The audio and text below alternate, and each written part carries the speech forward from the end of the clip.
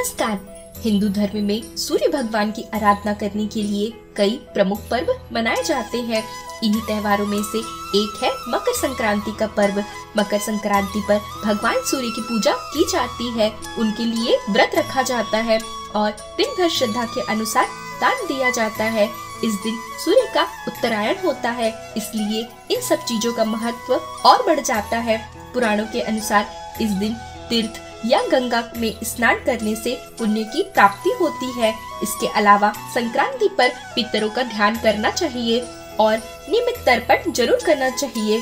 तो आइए जानते हैं मकर संक्रांति पर तिल से पूजा करने का क्या महत्व होता है।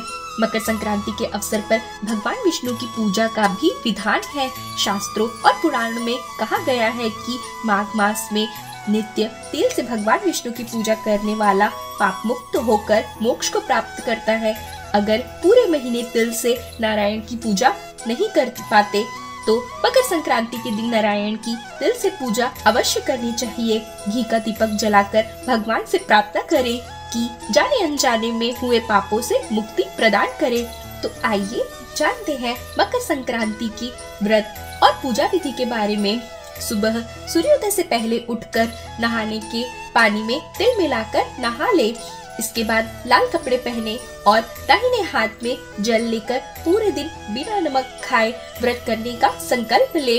इसके बाद व्रत के साथ दिन में श्रद्धा और आर्थिक स्थिति के अनुसार दान करने का भी संकल्प ले। फिर सूर्य देव को तांबे के लोटे में शुद्ध जल चढ़ाए। इस जल में लाल फूल, लाल चंदन, तिल और थोड़ा सा गुड़ मिलाएं। सूर्य को जल चढ़ाते हुए तांबे के बर्तन में जल गिराएं। तांबे के बर्तन में इकट्ठा किए जल को मदार के पौधों में डाल दें। जल चढ़ाते हुए ये मंत्रों का जाप अवश्य करें। ओम गृणी सूर्य आदित्याय नमः। तो आइए जानते हैं मकर संक्रांति की व्रत कथा के बारे में। शास्त्रों और पुराणों के अनुसार माना जाता है कि मकर संक्रांति का पर्व ब्रह्मा, विष्णु, महेश, गणेश आदि शक्ति और सूर्य की आराधना का व्रत माना जाता है। इस पावन दिन के लिए हमारे समाज में अन्य कथाएं प्रचलित है।